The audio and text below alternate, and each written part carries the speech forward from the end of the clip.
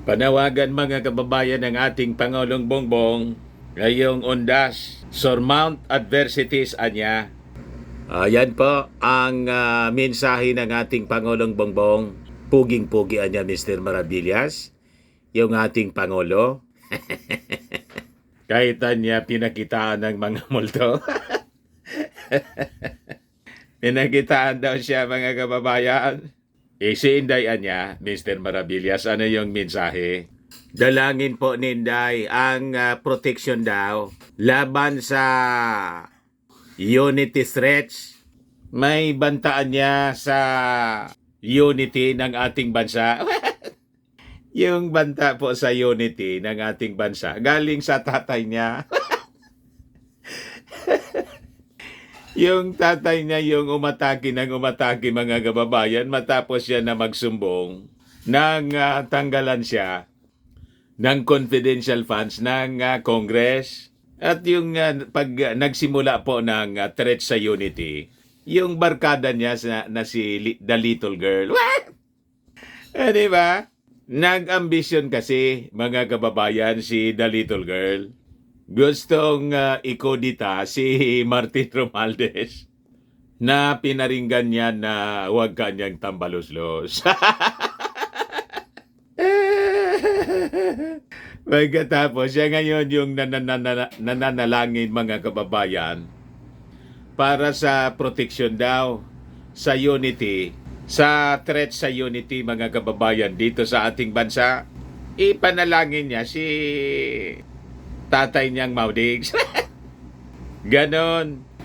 But before ko mga kababayan ibigay sa inyo yung full story, click subscribe muna dito sa ating YouTube channel and hit the notification bell para lagi kayong updated sa mga kaganapan dito sa ating bansa. Like and share na rin po ninyo ng ating video para marami yung makapanood. At wag na rin po ninyo na skip yung ating mga commercial ads para sa unity.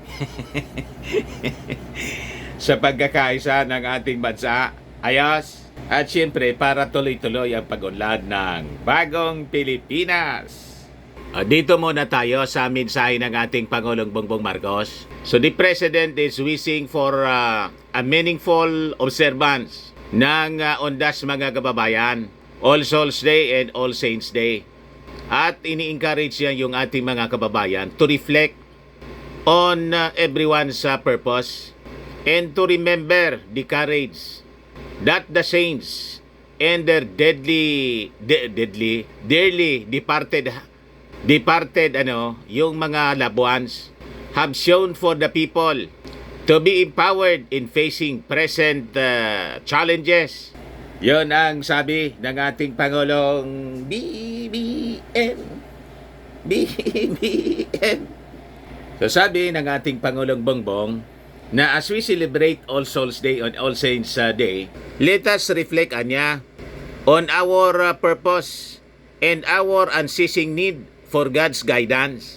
At the same time, let us anya remember the courage that our saints and dearly departed have shown amidst their plight, so that we may be empowered to be bold in living with and for Christ, no matter the difficulties that we face anya dito sa ating mundo. So kailangan na niya ma-overcome natin ang mga challenges, mga difficulties na kinakaharap ng bawat isa sa atin.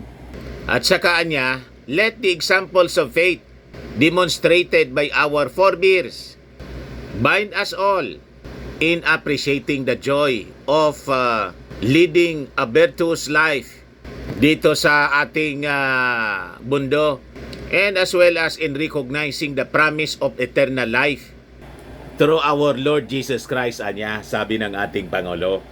So bilang parte ng tradisyon, siyempre, yung tatay niya, yung dating Pangulong Apo Lakay, binisita siyempre ng ating Pangulong Bongbong Marcos na nakahimlay na ngayon sa libingan ng mga bayani na gustong-gustong ipahukay ng mga hukayin ng mga anti-Marcos forces. Kasi daw, hindi man bayani si Apo Lakay. So, sila lang siguro yung bayani. Kung kayo ang bayani, di gusto ninyo, pumasok na kayo doon din sa pumasok na kayo doon sa mga, baka may mga bakanting nitso dyan sa libingan ng mga bayani. Doon na kayo matulog. Grabe naman niya, Mr. Maravillas. O, di ba? Gusto ninyong ipagkait. Yung libingan ng mga bayani, sundalo po yung ating Apo Lakay. So, nasa batas po siya, mga kababayan. Ito siya, mga kababayan, yung ating Pangulong Bongbong. Bongbong Marcos visits Father's Tomb at libingan ng mga bayani. Ngayong observance po ng Undas, Todos los Santos, All Souls Day, All Saints Day. Kasama niya, siyempre, na bumisita doon, yung kanyang nanay na si dating First Lady Imelda Romualdez Marcos, saka si yung kapatid niyang si Irene. And siyempre, yung mga supporters po ng Marcos family, nandun din po. Gusto na niya namin marinig, Mr. Maravillas, kung ano yung sinabi ni Inday. Ayan po si Inday. Mga kababayan, sabi diyan, All Saints Day. On All Saints Day, Sara Duterte prays for protection from unity threats daw. Politika pa rin na yung concern, mga kababayan ni Inday. Yung pamumulitika galing po sa kanyang tatay, saka sa kanyang best friend na si GMA. Hindi kasi mapakali. Gustong palitan si Martin. Di ba? Hindi na makontento si Jimmy. Sabi rito, mga kababayan, sa report ng Inquirer, Vice President Sara Duterte prodded Filipinos to pray for healing as a nation and protection against forces that may threaten our unity. Magtiri kayo po ng kandila doon sa harap ng bahay ng tatay ninyo. Kasi yung nagtitreten ng unity po, yung inyong tatay, si Mau Diggs, at yung sunod-sunod na statement po ninyo laban doon sa confidential funds na tinanggal ng Congress. Nagustuhan po ng mga mamamayang Pilipino yung desisyon ng Kongreso Kaya nga doon sa latest survey ng Okta Research, lumipad yung ratings ni Martin Romualdez. Di ba?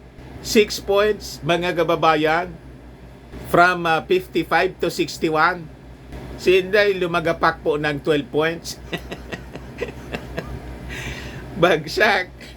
Sabi sa balita, that was in time of the controversy sa controversial funds. Ayan yung balita sa Impact Leadership. Dahil sa confidential funds, sabi diyan, dahil sa confidential funds, Vice President Sara Duterte is the biggest loser in Okta Research, a third quarter satisfaction ratings national survey of top government officials. From 82% po, 70%, 12% yung ibinagsak. Ayan po.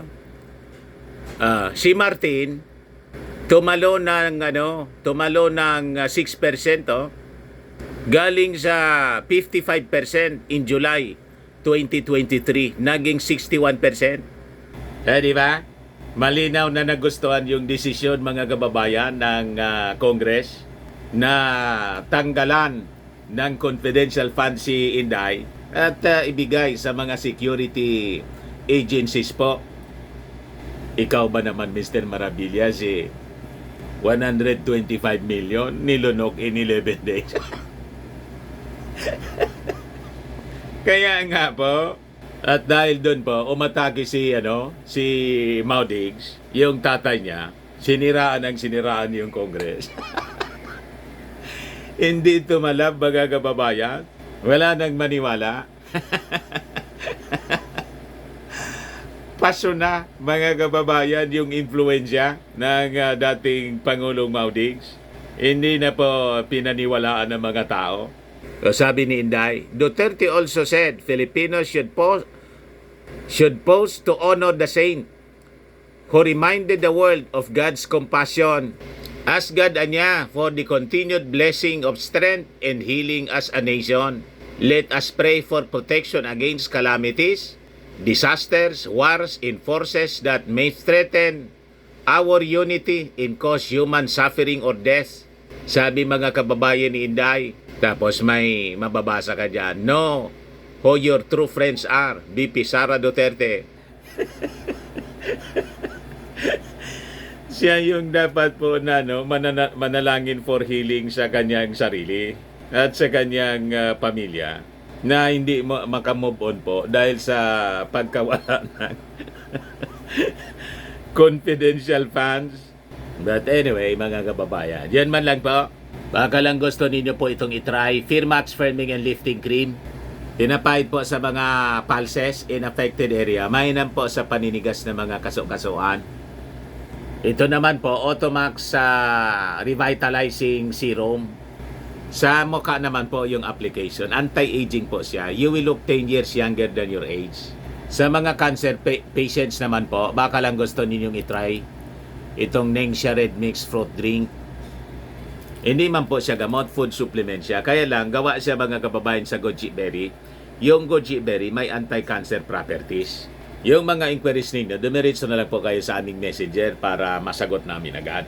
Doon naman pala po sa ating mga kababayan dito, kahit po undas, holiday, bukas lang lagi yung aming Colossal Fitness Gym na matatagpuan po sa 3rd floor ng Security Bank Building, Lanco Business Park, Legazpi City.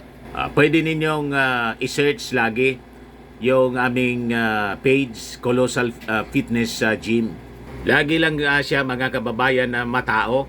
Ayan po, mga kababayan. Sige lang po.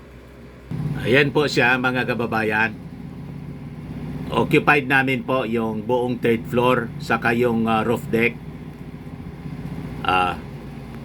Kami po yung pinakang malaki dito sa Albay at lungsod ng Legazpi. Ayos. Ayan man lang po mga kababayan. Ako po si Dante Maravillas. Bye-bye. God bless.